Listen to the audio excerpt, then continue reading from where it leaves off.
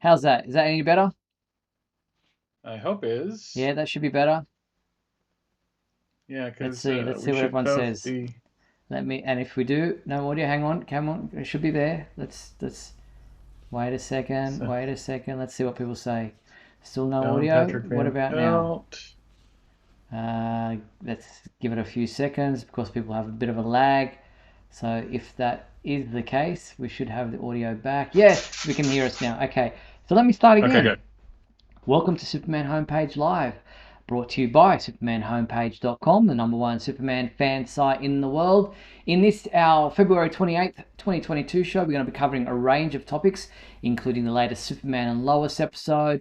We're going to be talking about comic books, solicitations, conventions, and so much more. We're also going to turn to you to ask for your questions and comments on any particular Superman topic you would like to discuss, and to let you know how all that works and how you can get involved in tonight's show. Let me introduce you to the birthday boy. Happy birthday, Michael. Michael Bailey. Hey, we can do this whole facing each other thing again. Yes, yeah. Like I said before, they couldn't hear us. You were on vacation last week, and Yes. I have a birthday today, and I got a dog scratching on the door, so I got to get that taken care of. But no, it's pretty exciting. But we've got so much to talk We do. about. But even though we have so much to talk about, we want to hear from the people watching us live right now on YouTube. Because Superman Homepage Live is all about Superman, so we want to hear about from the people who are Superman fans watching us.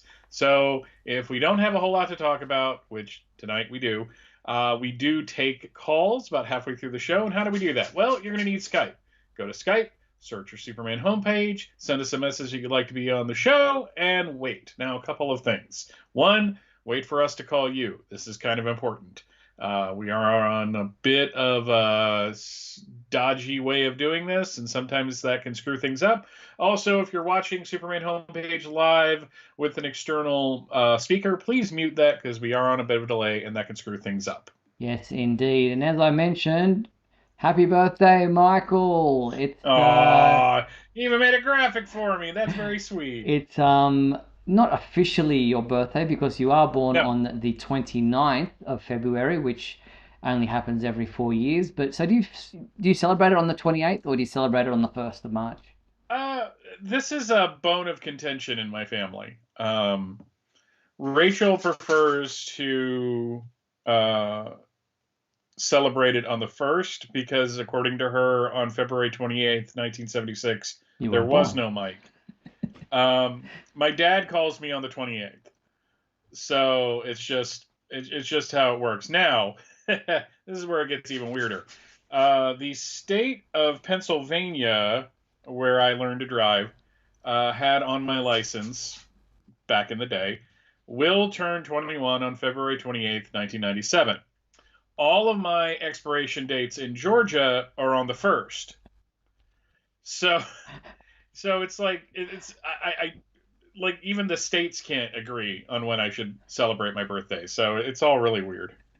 Nevertheless, we are happy for you and wish you many happy returns. All right, and you do celebrate your birthday with Superman, who also celebrates his Hmm. birthday on the 29th of February. So happy birthday to the Man of Steel as well. But let's get into tonight's topics. As you said, we've got a lot to get into. Before we do that, for everyone who is watching live via YouTube tonight, we encourage you to post your comments, ask questions right there on the live feed. Michael and I will check those out as we go along. And if you'd like your comment or question featured live on the screen as we go to air, that's called a super chat. All you have to do is click the little dollar symbol there, and we will then a slider will appear. You decide on the dollar amount you're willing to donate. We'll feature your comment or question on the screen as we go along. And thank you to our sponsors and patrons, our patrons Douglas Meacham, John Patrick Van Pelt, and Tina Murray. And thank you to our major sponsor, Blazed Candle Co. They offer everything from dark sense of humour to positive uplifting candles. They even do custom orders. Place your order today at blazedcandleco.com or use the QR code on the screen for all of their websites and social media. Blazed Candle Co. Lighten up. Yes, so thanks to Blazed Candle Co. So as I said, we've got a lot to get through tonight. We've got a extra co-host in Michael's lap. Yes. probably have more intelligent things to say than the two of us put together. But let's push Yeah, along maybe. nevertheless. We start with movie news, and this one's going back just after we kind of did our previous show, where it was announced that Warner Brothers has hired Adam Sitskill. I don't know if I'm pronouncing that correctly, but he's working as the writer and director on an original live action feature for HBO Max based on the Super Friends characters, the Wonder Twins. I mean, the comic was kind of popular, so it kind of makes sense, that they would probably want to try to jump on that to get kind of the younger audience. Mm, So I don't have much of a. Never really liked the Wonder Twins when I was a kid, yeah, yeah, so no. so I don't have a nostalgia for them. No, it's one of those things where they were obviously well known characters. They weren't in the first season. Obviously, we had Wonder Dog and we had the Wendy and Wendy Marvin. and Marvin exactly as the in the first season of the Super Friends. But then Zan and Jaina, alien siblings, pretty much became household names in subsequent episodes or series of the Super Friends, originally appearing in the all new Super Friends hour. And obviously they have rings, and when they Wonder Twin powers activate, Jaina would turn into any animal life form that she required, while Zan, well, he could pretty much take on the shape of water and steam, ice cubes, water, whatever was required at the time, and most of the time get carried around by in a bucket. Yeah, and for the longest time they were not in any of the comics, like the actual like mainstream DC universe, because they were Hanna-Barbera Mm. characters. And then in the mid 90s, Warner Brothers bought Hanna-Barbera, so they started popping up in the most 90s title DC ever published, Extreme Justice. So there you have it. We don't know yet when it will be released. No release date has been announced. Marty Bowen and Wick Godfrey are attached as producers, if those names mean anything to you. But we look forward to seeing and following this production as it goes along. Being that it's a Super Friends related property, we'll give you the updates as they happen. But yeah, who knows if Superman will appear? Unlikely, I guess. It'll probably be just an origin story about the about the Wonder Twins. Yeah, more than likely.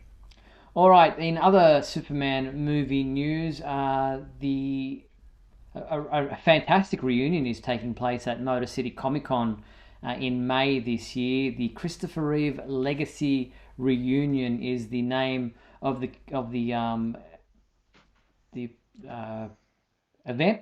It's put together thanks to Motor City Comic Con in conjunction with the Caped Wonder Superman podcast. Our good friend Jim Bowers and Jay Towers, the co-hosts of that podcast, are running this. You're going to have Sarah Douglas, Jack O'Halloran, Mark McClure, Aaron Smolinski, Mark Pillow, Mariel Hemingway, and then you got on the comic book side of things with the Superman 78 comic book title, Robert Venditti and Wilfred Torres, all in attendance for this Christopher Reeve Legacy Reunion. What an awesome event! Yeah, that's a pretty stellar lineup. Yeah, I don't know if we've ever had that many of them together like that at a convention like that. not for the longest time. Obviously we've lost Christopher Reeve and Margot Kidder, and it it's sad that obviously they will not be in attendance, obviously. But yeah, it's a reunion this large is the first of its kind, and including the Superman 78 comic book creators, I think is an excellent idea. And Hmm. yeah, it will be really interesting to see other guests appearing, such as William Shatner will be there, Christopher Eccleston, Brenton Thwaites, Alan Richson.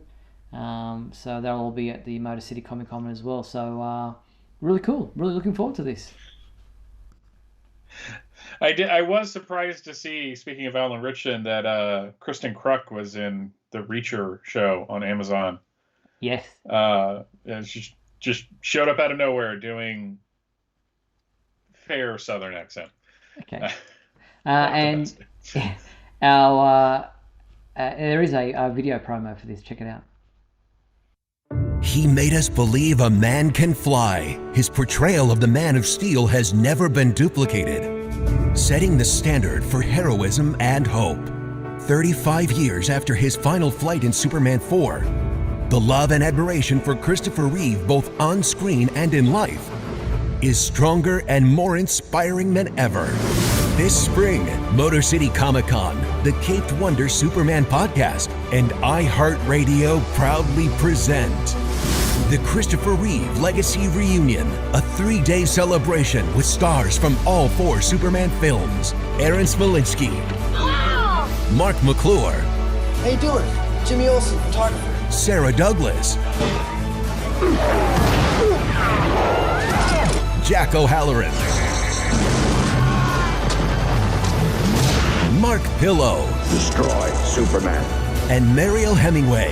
How can one man be so square and so delicious? And that's not all.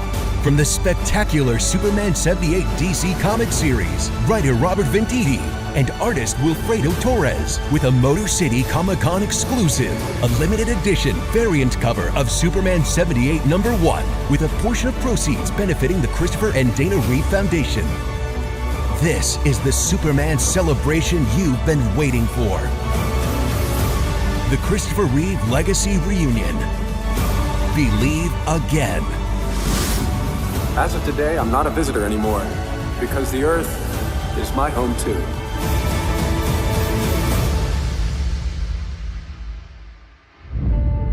I just wish you could all see the Earth the way that I see it. Because when you really look at it, it's just one world. May 13th through the 15th. Tickets available now at MotorCityComicCon.com. There you have it. Whoops. Well done to. He made us believe a man can Oh, he's not doing fly. it. There we go. Very well done to Aaron Price, who put that together. An excellent little video. Yeah, it's pretty epic. Yes, indeed. For a convention thing, that was pretty cool. Yeah, so that's May 13th to May 15th, Motor City Comic Con. All right, and kind of on the movie and TV front, the Critics' Choice Super Awards is being held again, the second annual Critics' Choice Super Awards, honouring the most popular fan-obsessed genre across film and television. And we've got a couple of Superman-related nominees, with Zack Snyder's Justice League receiving a nomination for the Best Superhero Movie category, alongside Black Widow, Eternals, Shang-Chi, Spider-Man, and The Suicide Squad. And then Superman and Lois has received a nomination for Best Superhero Series, going up against Doom Patrol, Hawkeye, Loki, Lucifer, and WandaVision. Yeah, it's kind of interesting that it's pretty much the only one that's a network show that's on that list, which is odd because there's a lot of network superhero shows, but it's like all these, ones that are in streaming services seem to get the most nominations, but I guess that just speaks to how well the show is being received. Yeah, exactly. And Tyler Hoechlin's also received a nomination for Best Actor in a Superhero Series. He's up against Paul Bettany from WandaVision, Tom Ellis from Lucifer, Brendan Fraser from Doom Patrol, Tom Hiddleston from Loki, and Anthony Mackie from The Falcon and the Winter Soldier.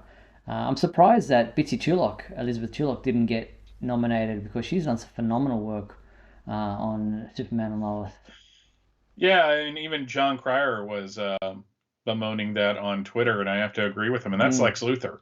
Yes. So, no, it is kind of a shame, because she is just as a big a part of the show as Tyler is.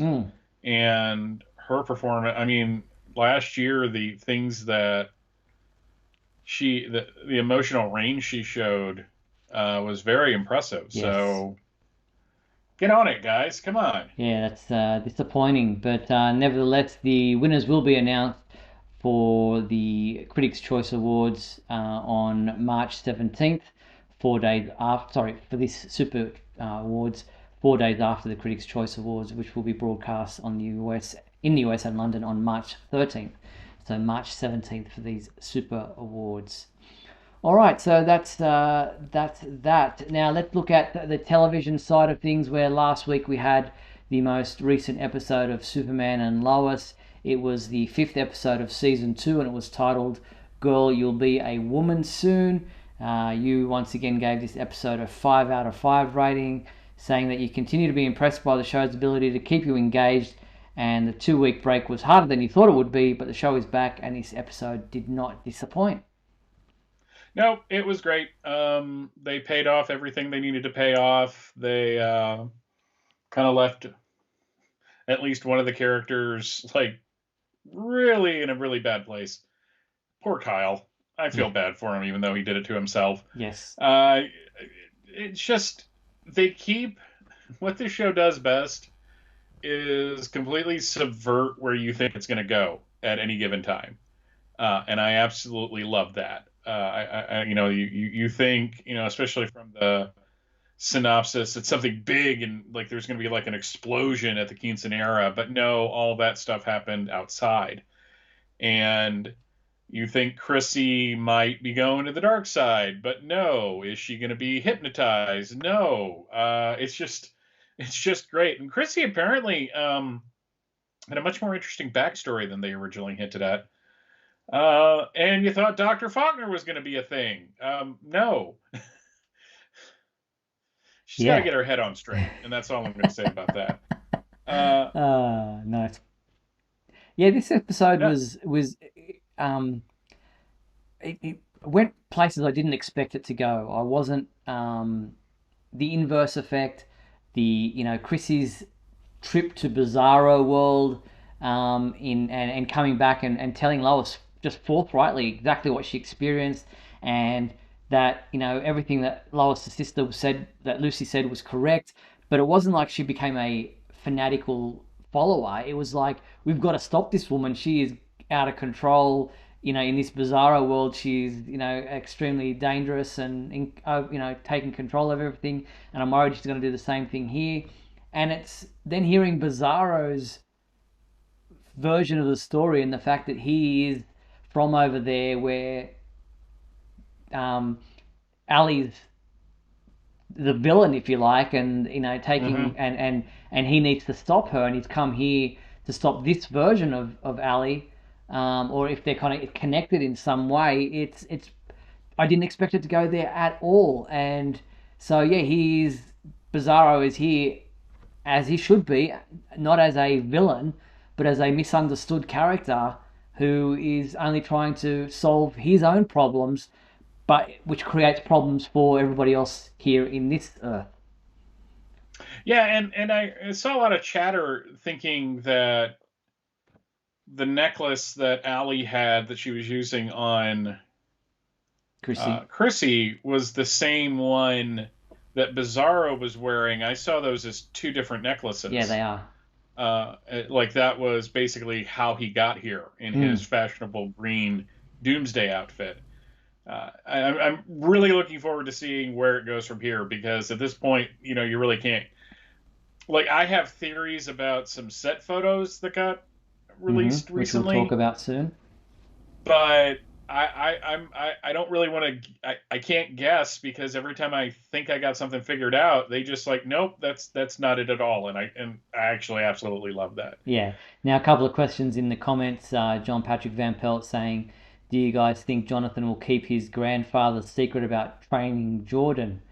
I think he will, because he's seeing it as an opportunity in some devious way, which obviously is created by the drugs, to one-up Jordan. Like, he wants to show him up during this training, and using the drugs. He's obviously got a bit of a jealousy thing going on there with Jordan. But I was really enamored with the way that Jordan was so happy thinking that Jonathan had powers, and it was like, yes, finally, he wants to share everything with his brother, yet Jordan's taking the selfish route. Yeah, it was really sweet. And again, it's just like, it's like everything about this episode, when you go, that's really sweet. Wait, there's a darkness tinged in here, because Kyle has cheated on his wife, and Yet they have this really nice moment at the beginning of the episode where they're a family, and Jordan's all happy because Jonathan might have powers, but nope, it's drugs. Yeah. Yeah, indeed. Also, John's asking why would Mitch Anderson want Bizarro Superman in the first place, doesn't he? And doesn't believe anything our Superman has said about him. Well, there's a big line of mistrust between Mitch and Superman at the moment because of the fact that Superman won't give his allegiance and won't tell him, everything that he wants to know about Superman, and so there is this mistrust, and obviously he wants to go around about getting Bizarro for himself, because if there's a Superman out there that he can control and that America can use as a weapon, then they're going to obviously try to do everything they can to make that happen. Yeah, there's a lot going on there. Like, part of me is thinking that at some point, again, trying not to guess too much, but part of me is wondering if maybe they'll reveal that he's part of Allie's cabal as well. That would be interesting. But at the same time, I'd kind of like them to just keep kind of Anderson to the side, because there's a lot going on there too. Yes, yes, indeed. John also asked, why would Bizarro kill Dr. Faulkner in the first place, and what was he looking for in her trailer? I imagine he was looking for the medallion that he has lost. I don't know if that's exactly what he was looking for, but he was looking for Allie, and I think going through Dr. Faulkner was a way of connecting the dots. Yeah, it's just like, and we don't know what the inverse version of Faulkner did to him. Yeah, that's true. So you have that as well. Yes, indeed. Also, what do you guys think Lana is going to do when she finds out about Kyle's double life? Well, I think she's now found out, and is pretty much kicking him out of the house, I guess, and trying to push on through with her election process. Yeah, it's going to be weird to see what they do, because the big question is, are they going to work through it, or is this going to be like the end? I hope it's not the end, because I rather like Kyle. But it's not just Kyle and Lana, it's Kyle and Sarah. Now, Mark's saying he doesn't really care about Kyle's affair. Do we need to really deal with that story? I guess it's it's part of the cast, if you like, of Superman and Lois. They're not directly related to the family of Superman and Lois, of Clark, Lois, and the boys, but they are other characters that are involved, and I guess whatever happens to them kind of impacts on the Kent family, especially with Jordan. Yeah, and they're secondary characters who have pretty decent plot lines going on. So I'm actually invested in them. Yeah, fair enough. After Superman's biological mother, Lara, tells him that Bizarro is awake, how does she know what Bizarro wanted in the first place? I guess the whole idea is that they're using the technology there to reverse whatever Bizarro says on the fly, so that they can understand him as he talks, and putting him in a field that allows them to be able to decipher what he says. So it's just her way of he left Bizarro in Lara's care at the Fortress of Solitude, so that she could put him in a place and instigate what was the technology needed to be able to understand him. Okay, Absolutely. what else do we have? How does Bizarro know about Ali Olsen, and what kind of war is she starting? Well, on his version of Bizarro world, in his reality, Ali Olsen is the big bad. She's the almost like dark side over there, in that she has created a world where she is in total control, and created a war of some kind that pretty much devastated everything. So Bizarro is here to try to stop this version of Ali. Yeah, it's just... Yeah, I just get that. That seems pretty clear, oddly enough, to me, anyways. Yes. Now, Mark is asking, will the drugs kickstart Jonathan's powers? Can that happen? I guess it could. I guess if you use something along those lines, and it's affecting his DNA, it could definitely have some kind of repercussions on a permanent basis without the drugs in his system. Yeah, I don't know if they're gonna do that though, because that kind of sets a bad precedent. Like, yeah, he gets his powers, but it's because he did drugs. Yeah, that's So true. drugs aren't bad, kids. Yes, indeed. So that was the 5th episode of season 2 of Superman and Lois, and we look forward to the next episode, which will air tomorrow night. It is Tried and True is the name of the episode, and here is the trailer for this episode. Everything about this knee is bizarre. Huh? Bizarre. Oh. I need to understand why he's here. There is an inverse to us all. A bigger threat may be coming.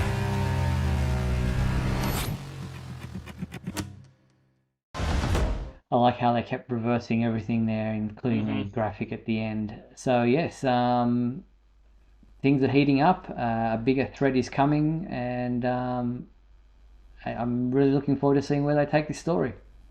Me too, absolutely. So that episode is tomorrow night, and we also have the synopsis description for the 7th episode of season 2, which is titled Anti-Hero.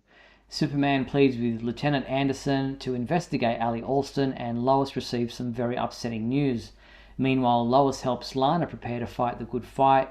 Lastly, Jordan is still irritated with Jonathan for lying to him. Yeah, well, I guess that's all coming out this week. Yeah, it's all about to hit the fan, as they say, over the next 2 weeks. So we look forward to seeing that. And the CW also released a bunch of cast photos for season 2 of Superman and Lois. There are, I think, 11 in total. And here is Clark and Lois. And we also have the boys, the twins, Jonathan and Jordan. And there's other photos that you can check them all out at our website. There's Lana and her family. There's Lois's dad, Chrissy, and who else do we have? We've also got Taylor Buck as Natalie Irons and Wale Parks as John Henry Irons. So all those photos are available on our website if you'd like to check them out. Season 2 cast photos of Superman and Lois.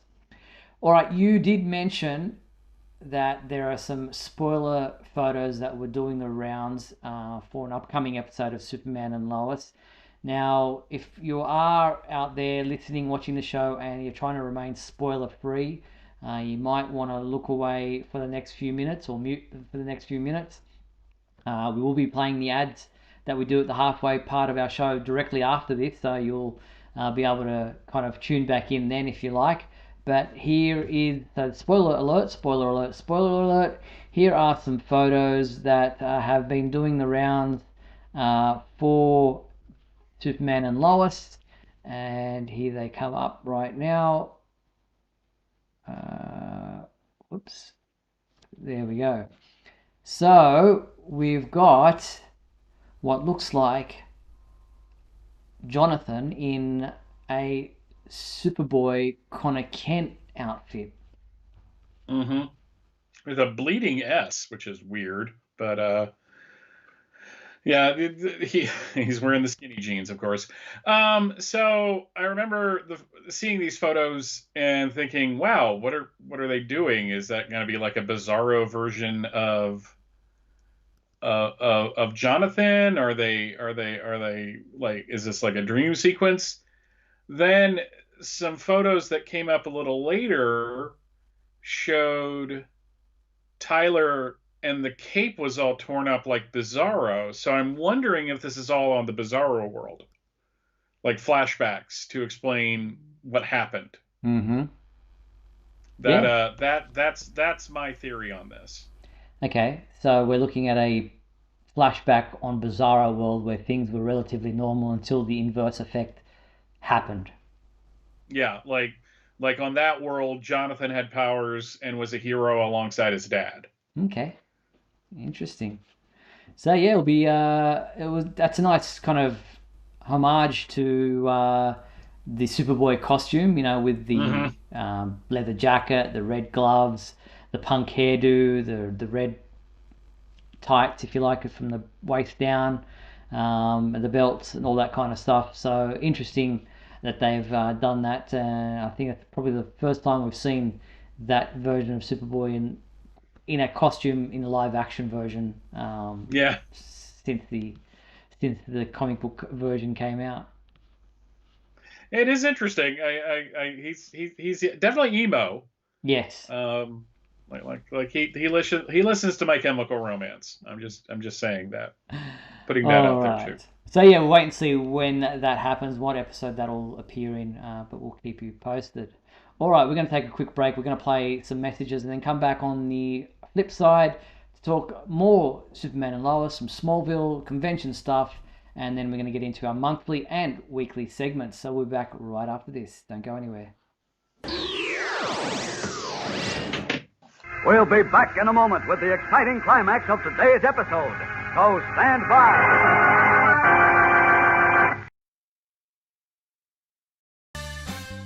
If you're enjoying Superman Homepage Live, then please like and share this video with your family and friends. Also, if you'd like to subscribe to our YouTube channel, then you can click on the bell to receive notifications whenever we post a new video. You can also join our YouTube membership program, just click the join button below. Or you can become a patron and support our website by going to patreon.com/Superman Homepage.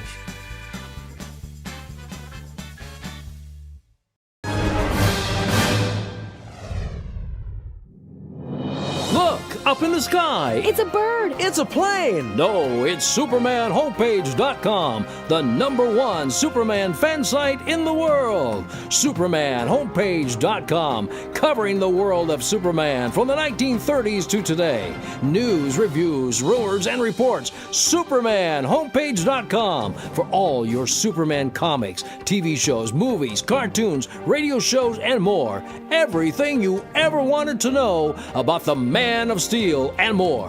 SupermanHomepage.com. Thanks, Superman Homepage, for all the support over the years. I really appreciate it. I'm Matt Bomer, the voice of Superman and Superman Unbound, and this is the Superman Homepage. Right here on Superman Homepage.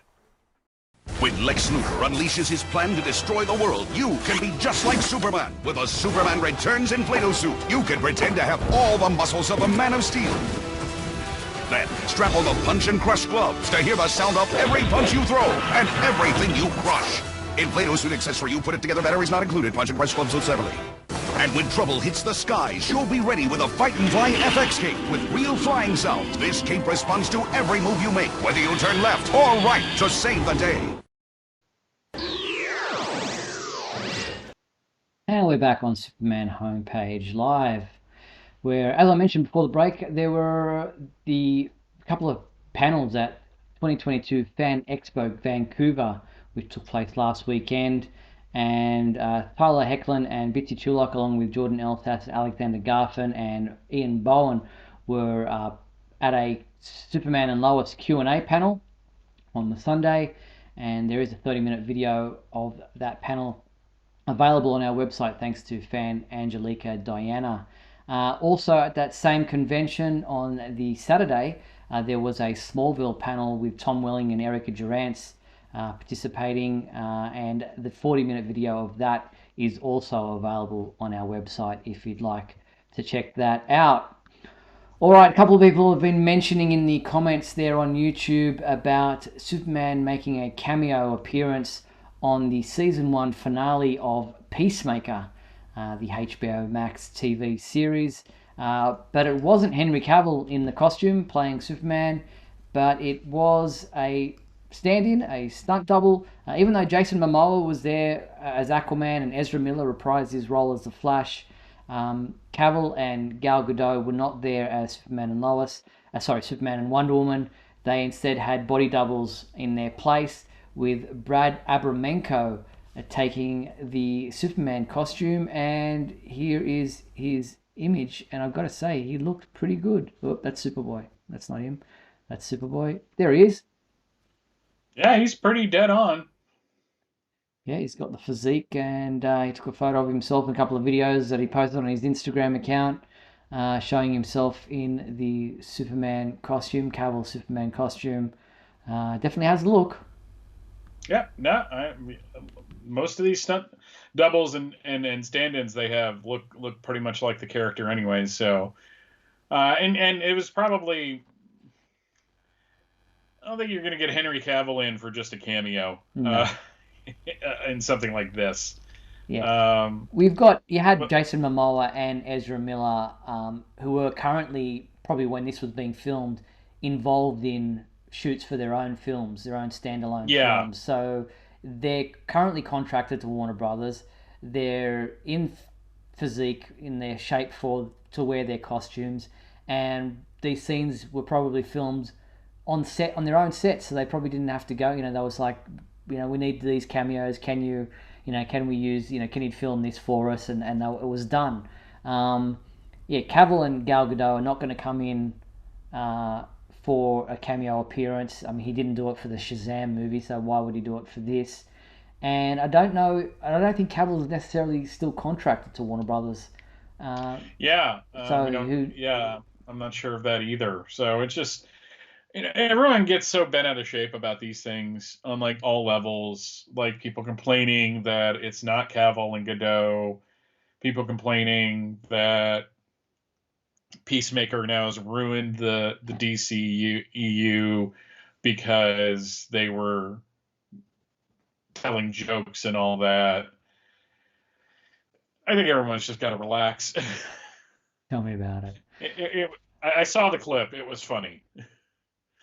Very good. All right, so a lot of chatter about that, but I like the look of Brad there in the Superman costume. Who knows if he can act, but he looked good in the costume as a stunt double. So well done to him. All right, we're going to jump into our. Let's go with our monthly segments. Start with the super secret soundbite.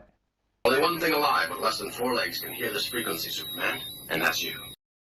All right, the super secret soundbite from last month was from where, Michael?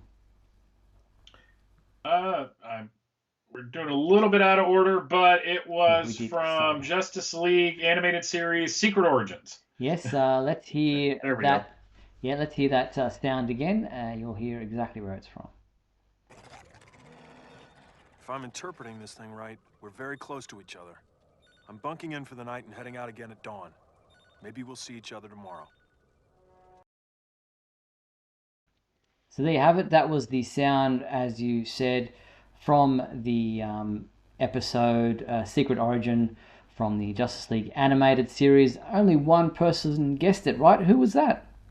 That was Stephen Marshall. Well done, Stephen. Well done for guessing where in the world of Superman that sound came from. All right, let's hear our new super secret soundbite for the month of March. Here it is. Am I somehow supposed to crack this in half? Nope. Just punch it. There you have it. It's a pretty recent one, so you should be able to guess where it's from.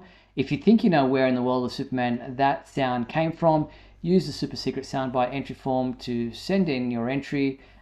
You'll find it under the contact menu at the Superman homepage website, and we will read out the people who guessed it right when we return to this segment at the end of March.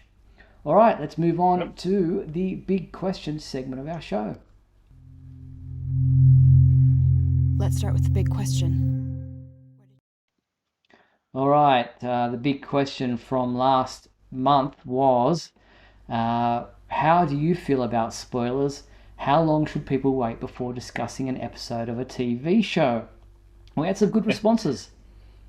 Yeah, Patrick O'Neill wrote in, I think people can talk about spoilers whenever they want, as long as they give a spoiler warning in advance and don't put a spoiler in a title, especially when it's very new. I live on the West Coast, and I had the Bizarro reveal spoiled before it even aired in my time zone from an article title. So again, I think people can talk about spoilers whenever they want, just as long as they give a heads up about it. Thanks, guys. Side note, I think this is the best Bizarro since the Superboy TV series. Yeah, well done, Patrick. Thank you for that. And we've taken on board a lot of the comments from these and other places where we've asked this question. Just quickly, we've got a question, a super chat from John Patrick Van Pelt, who's saying, does this mean that Henry Cavill still has the cape in his closet? Well, according to Henry and the most recent interviews we've heard from him, he still is very interested in playing Superman, but whether or not that will happen remains to be seen. So for now, the cape is still in his closet, but that's not up to him. It's up to Warner Brothers. All right, next up in our big question, we had Michael F. Ballick write in saying, I love spoilers. It gets me excited about the upcoming movie and is a big factor in my decision to see it or not. As for how long people should wait, opening day is long enough. Okay. All right. Get to the point. John Patrick Van Pelt wrote, if a TV show ends on a cliffhanger or if the TV show first episode starts out with big surprises, I don't think spoilers are needed because we know what will happen later on in a TV show season or episode. I feel the same way about going to movies with family and friends, especially when you only ask for a little bit of the storyline just to see if you'll like it. Yeah, it's a tricky one. Ryan Ignatius Pratt wrote in saying, not having a show or movie spoiled is quite important to me. I don't think, though, that one has to wait long before discussing a show or film they have seen. As long as there is a suitable spoiler warning in the post, article, or video that will be discussing a show or film, then it is perfectly fine to immediately discuss it. The spoiler warning lets those know who haven't seen the show or film in question to proceed no further, while granting freedom to those who have seen it to discuss it freely. And I think that's a very reasonable approach. Yeah, absolutely. I do get annoyed when I see people complaining about reading spoilers in a review or something. If you're going to read a review, you've got to expect to see spoilers. Don't complain about something if you actually actively went out. But if it was something that just popped up in a feed like a title or something that you had no control over, fair enough. But if it's in a review and you're actively reading that review and you see spoilers, that's on you. Yeah, that's absolutely on you. Yeah. I don't get twisted about it anymore. It's just, there's so many other things in the world to get upset about right now. So yeah. No, I'm with you, and I think it's that preciousness of the fandom these days of wanting to see things straight away, but if they don't, not wanting other people to be able to see it straight away because they can't, and then nobody can discuss it because they can't. It's like you can't have it both ways. No, you can't. All right, so what is our new big question for the month of March? You got another one that could be somewhat controversial. Do you prefer Jonathan and Martha Kent remain alive during Clark's adult life? Explain. Yes, let us know how you feel about the whole Jonathan and Martha Kent thing. Get to the big question feedback form. You'll find it under the contact menu at supermanhomepage.com. Send us your thoughts on Jonathan and Martha, or Pa and Ma Kent, and we will read out those responses when we return to this segment at the end of March. So get involved. All right, let's move on to our weekly segment, the fan favorite.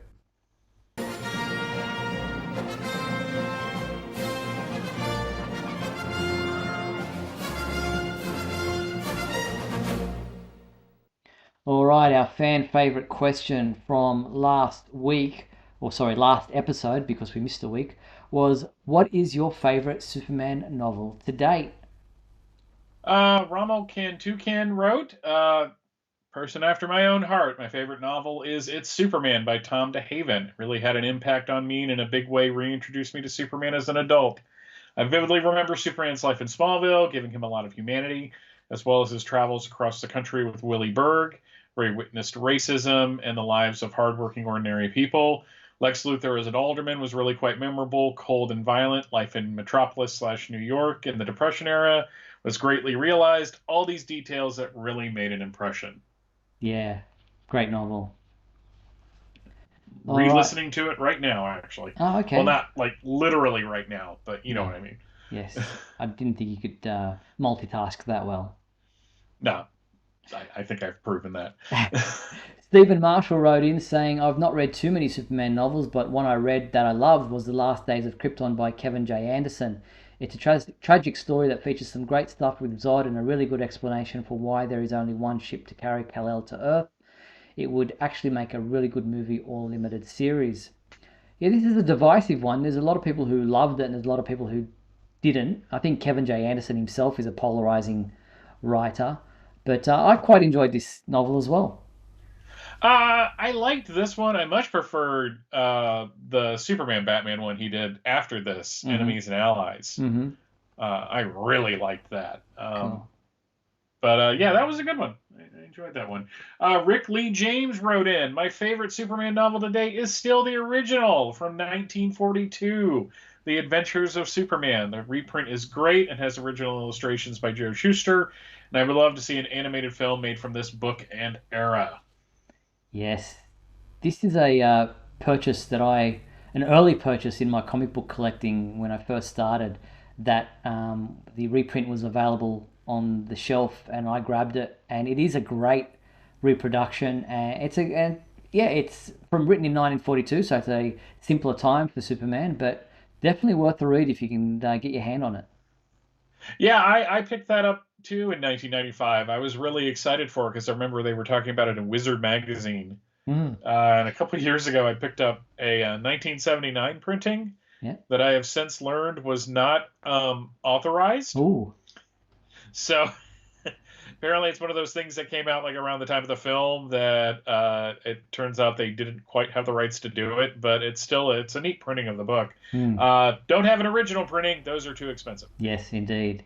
All right, and lastly, Michael Ballack wrote in, and I don't think he necessarily got the gist of the question because technically they're graphic novels that he's listed. He said, really tough question for this week. There are so many good Superman stories and interpretations of this myth, but in no particular order: Superman Earth 1, All-Star Superman, Superman Up in the Sky, Must There Be a Superman. Every time I read these, I become a Superman fan all over again.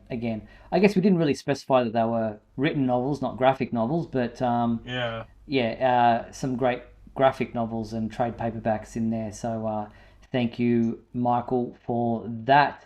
In the comments, where is it? Mind the Gap asks, is there any reason why there hasn't been a comic adaptation of Miracle Monday? And we've got to mention Elliot S. Magan's couple of novels that he wrote, Miracle Monday being one of them, and Last Son of Krypton were great novels that were written at the time of the comic books of that era, but have never been adapted into comic book form, I guess, because they're probably too long for a comic book story. I'm not quite sure. I know that he actually has the rights to reprint them. Mm-hmm. It was something that was like written into his contract. So there are actually new printings of them now. Yeah. And one is available on the Kindle. I don't like the which is covers. kinda nice. I don't like the covers they created for those new reprints. I think they're pretty dodgy designs. Yeah, I think there was like some constraints. Yeah, like true. you can reprint this, but let's not get crazy. Yeah. So, but no, and for those of the people watching this that don't know, those novels were written previous to the movies coming out. Yes. But Mario Puzo had in his contract, who wrote one of the original drafts of the script, that they would have to pay him money if they did any kind of like novelization, and there was so much stuff going on with that anyways. So Warner Brothers is like, no, we're just going to put these out, and we'll just call it a day. Exactly. So thank you for everyone who responded with those. There are some great Superman novels out there. Definitely the ones that have been highlighted in this segment are worth checking out if you're interested in reading a Superman novel. Many of them don't have images in them, so it's something you have to actually read. Get into those if you're interested. Our new fan favorite question for this week is, what is your favorite Superman light or lamp? And there have been some great releases over the years. Let us know by sending an email to the email address scrolling across the bottom of your screen right now, info@supermanhomepage.com, your favorite Superman light or lamp.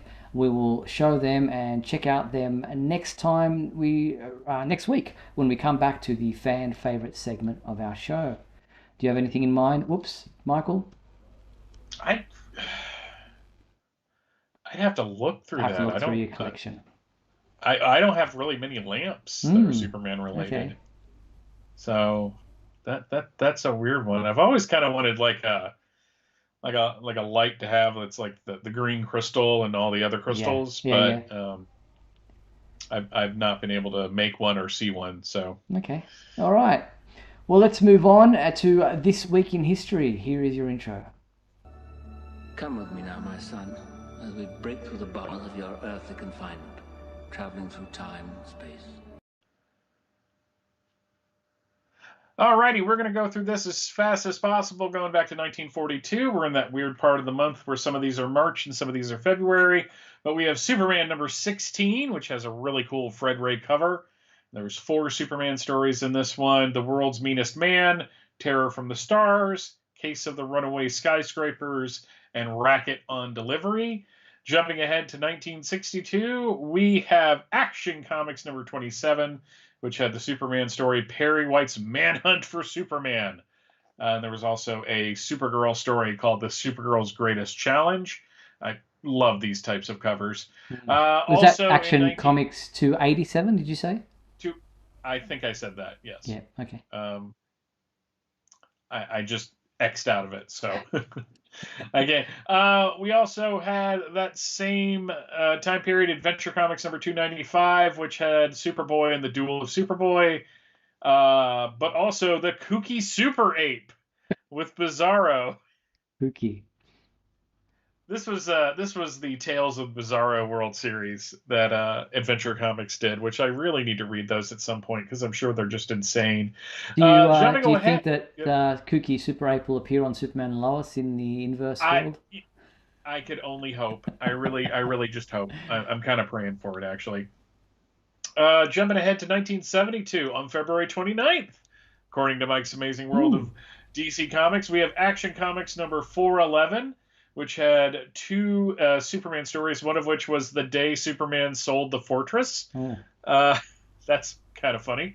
Or they sold, the day they sold Superman's fortress, excuse me. Okay. And there was an Eclipso, the genius who fought himself. Also on that day, around that time period, we have Superboy number, I did not say this, but Superboy number 185, which has a bunch, it's a 100-pager. With Star Spangled Kid and Kid Eternity and Little Boy Blue. It's like they were just reprinting the heck out of everything so they didn't, have to pay royalties. There was also an Adventure Comics that you pulled up, which I did not, but it's a Supergirl one. So that such a weird era for Adventure Comics because Supergirl was on most of those titles, but I guess she finally settled into her hot pants outfit, I guess we can call that. Jumping ahead to 1982, we have DC Comics Presents number 46, where Superman teams up with the Global Guardians, who actually came from the Super Friends comic. It's got Alex Saviat artwork, so it probably looks pretty good. We also have Justice League of America 203 from that same week, which has the Amos Fortune and the, what are those? The Royal Flush Gang. That's what they're called. Jumping ahead to 1992, we have Action Comics number 676, which is kind of leading up to the They Saved Luther's Brains story.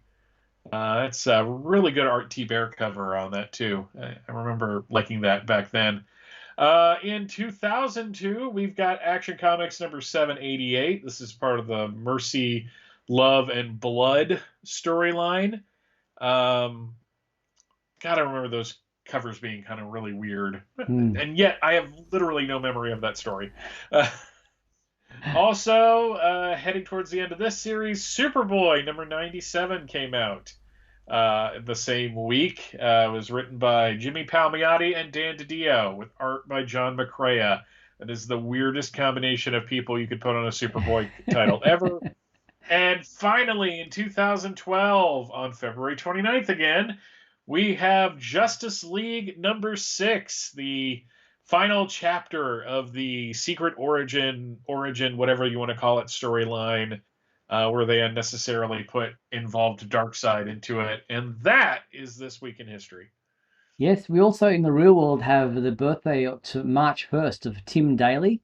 And on that same day, we have the birthday of Jensen Ackles, who was Jason Teague in Smallville. And Zack Snyder is also born on March 1st. So happy birthday to those three people, all born on the same day, but not on the same year. Yeah, I would hope not. No. Jensen Ackles would be much older. Exactly. So that is This Week in History. Well done. Just quickly go through This Week in Comic Books. This is what you have to look forward to, and it is a long week in the week of... Whoops, turn Zack Snyder off there. It is a big week in... I think I've lost Michael, have I? I might have. But I'll go through the comic books and try to get Michael back. So we've got this week in comic books, we have Dark Knights of Steel #5, and that is available in a couple of different variant covers right there. We also have Dark Knights of Steel Gathering Storm, which collects the first 3 issues if you missed out on them. We also have Justice League Incarnate #5, and that is available in a couple of different variant covers. We also have Justice League #73, and that is available in another variant cover right there. Also available this week, Suicide Squad #13, and that's available in a variant cover. We've got War for Earth 3 #1, new miniseries, and that's available in a couple of different variant covers, and I mention it obviously because Ultraman is involved. And then we have the World of Krypton #4, which is also available in a variant cover. And then, Michael, you like this one. We have Superman, the Man of Steel, Volume 4 hardcover out this week. Finally. For Superman fans.